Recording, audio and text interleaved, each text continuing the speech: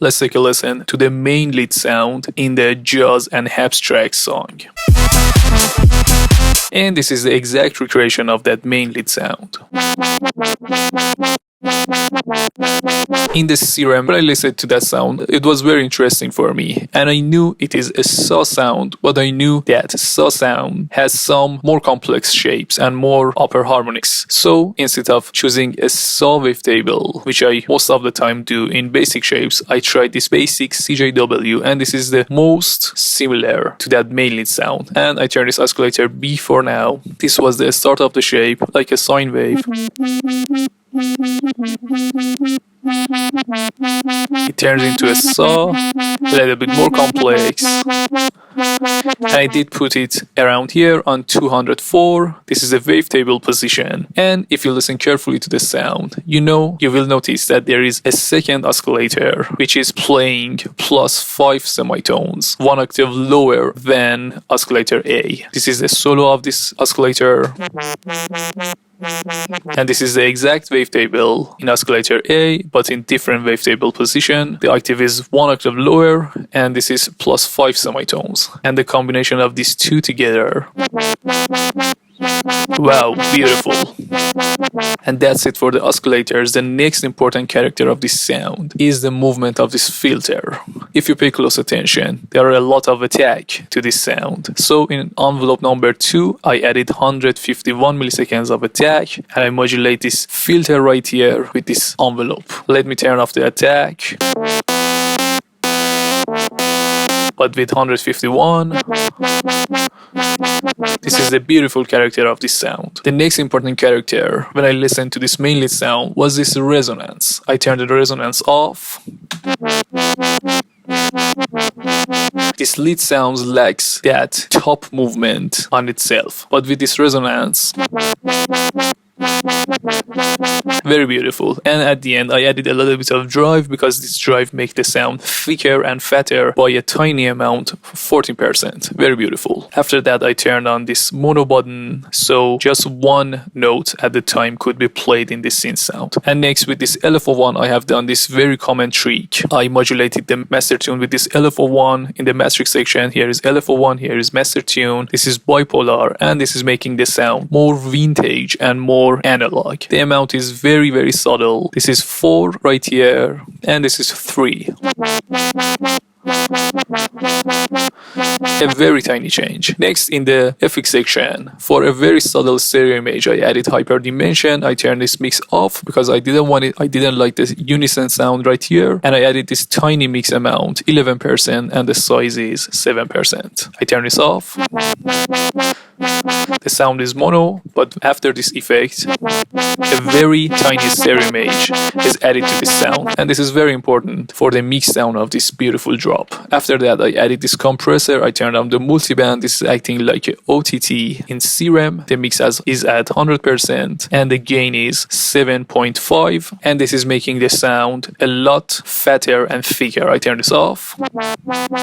The lead is very thin. After this, everything is brought up and everything is beautiful. After that, I add this simple distortion again to make the sound thicker. I chose hard clip, a lot of drive, 66%, and the mix is at 100%. After the sound design, I added a very important move. Abstract always does this trick in his sounds. I don't know how he does this. I think he plays with the fine tune in the oscillators to make his very signature sounds. But here I have used frequency shifter, and I have played with this fine tune knob right here, and it is on 7.88 Hz. I turn this off. Pay very close attention to the tune and character of the lead sound. After this,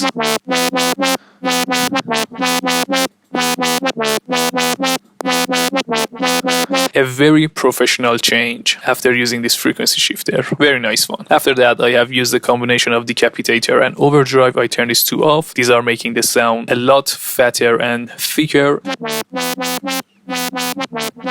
Turn on. Such a big change. range. The drive is at 13%, and here in Decapitator I have turned on the drive around right here, and I have done this trick. This is an EQ, this is low cut, and I didn't want it to add saturation to my low end frequencies of my lead sound, so I put it around 100 Hz, and the saturation is working from 100 Hz and above. Next, I use this very simple EQ. I turn this EQ off. A lot of unwanted low end frequencies, and the sound is thin. So I added this body to my lead sound. This was a nasty frequency that I didn't like, and I cut everything from 1300 Hz and below, because Abstract and Jaws have used a very powerful bass right here and very powerful sub right here, so we don't need these frequencies of this lead sound right here. Next, I added this beautiful plugin, a little bit of fresh air, here 2% and mid air 23%, and this is adding a little bit of high end and a little bit of energy to this lead sound, and this is making it a lot more professional. I turn this on. Oh yeah, very beautiful.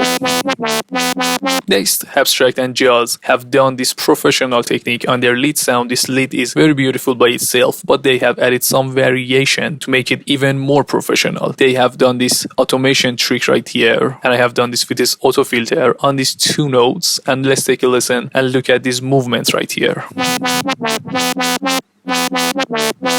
A very simple trick, but very powerful one at the same time. Next, there is a similar technique. Abstract and Jaws are filling this gap right here between this note and this note with an eighth note delay. I have used Echo Boy. This is an eighth note one, and I have automated this mix knob right here. Let's take a listen.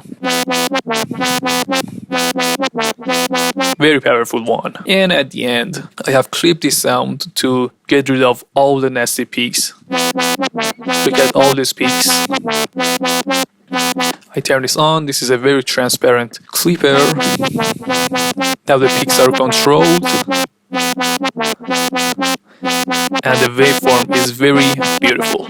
And guys, in the MIDI section, as always, Abstract has done this trick. I think he uses some kind of groove in Ableton, but I didn't know which groove to use for the exact similar effect, so I added this manually like Skrillex does. And as you can see right here, this note, instead of being here on the grid, it is right here, and this note, instead of being on this grid, it is right here, and this is adding a very professional effect on the MIDI of this lead sound.